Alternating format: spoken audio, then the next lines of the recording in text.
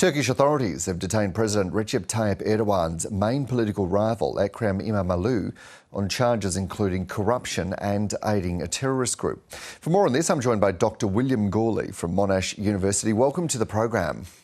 Thank you, Dan. What's your immediate reaction to what we've seen coming out of Turkey over the last couple of hours?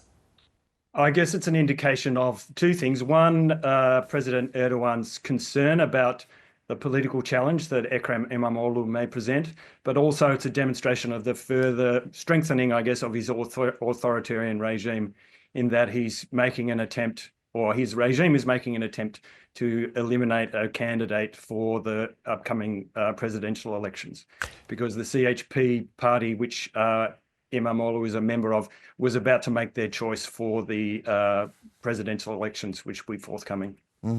And given potentially that concern, did it appear that there were cracks starting to make their way through the regime or the power base that Erdogan has? That's definitely true. I mean, it's been I guess there's been two concurrent developments. One, Erdogan has increasingly attempted to control all of the levers of power within the regime. At the same time, popular opposition has been growing. So there was some surprise when Erdogan actually won the last presidential election in 2023 after the earthquakes of February 2023. And Erdogan has taken various measures since then, and in fact, prior to that, to ensure that his power base remains unassailable to a certain degree. And Dr. Gourlay, we understand that there have been protests that have been underway and that some might still be underway now. Could this actually have the reverse effect of what Erdogan wants, and could it galvanise support against him and his regime? It is very likely that that may happen. We saw the protests that began in Gezi Park in Istanbul in 2013, which the Erdogan regime reacted to very forcefully. Which had the effect of actually spreading the protests to the extent that there were protests against Erdogan across the whole country. So it may be that the same thing happens here, particularly given that İmamoğlu is such a popular figure, and there'll be, I think it's very likely that there'll be considerable public backlash. As you've mentioned, there's been protests in Istanbul.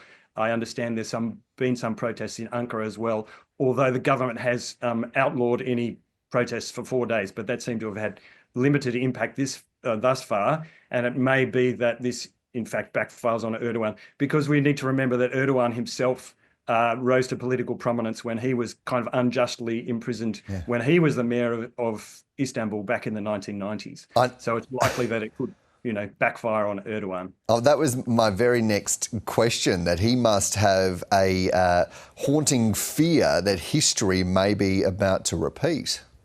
I'm sure that's the case. And I think it's probably also the case that Erdogan is aware of popular protests that are ongoing in neighbouring states. If we look at Serbia, we look at Georgia, we look at Romania, there have been uprisings against very unpopular governments, sometimes to do with the fact that those regimes, particularly in Georgia, are propped up by Russia, which isn't the case in Turkey.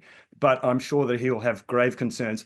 But at the same time, that forces him to accelerate measures to try and shore up his own power. So there's kind of two dynamics at work. And in terms of the election itself, what's your view on whether it will be run fairly, or whether in fact the outcome is really a fait accompli? It's difficult to say at this point, because legally and theoretically, Erdogan doesn't have a chance to run for the presidency again. He served 2 terms, which is a constitutional limitation. But he's not averse to pulling swift tricks to ensure he's able to maintain his position in power. So I wouldn't go so far as to say that it's likely to be rigged, but it's certainly the case that Erdogan uses all the levers at his disposal to ensure his own position. So that's in that he's co-opted the judiciary, much of the media is in his pocket. So while, Erdogan and his regime can claim that Turkey is a free and fair democracy, it's certainly a case that it's a democratic state in that there's regular elections, but we can't really say that the political playing field is free and fair. Yeah, and then the layer over that, the broader politics of the region and how that plays into the global picture. When you talk about those levers that Erdogan pulls, is one of those this situation around Imamoglu and his degree, his university degree? And can you just unpack that for us? Yes, that's indeed the case. So Imamoglu graduated from Istanbul University. I'm not sure exactly when, but it is a requirement of presidential candidates that they have a university degree. And Istanbul University is now firmly under the thumb of Erdogan. So in recent days, the leadership of Istanbul University has revoked Imamoglu's university degree. I'm not sure of the exact details, that some technicality that they've raised. So that was another example of another means to undermine Imamoglu's credibility with the population, but also to attempt to disqualify him from running for the presidency. It is extraordinary to watch this unfold. Just finally, what are you most keenly watching in the days and the weeks ahead? Oh, there's a lot of moving parts, Dan. Yeah. So there's a lot to keep across. It's interesting also that one of my key interests is the Kurdish issue. So in recent weeks, the AKP, Erdogan's government, has made moves towards resolving the long-running conflict with PKK. So that's something that kind of enters into the picture.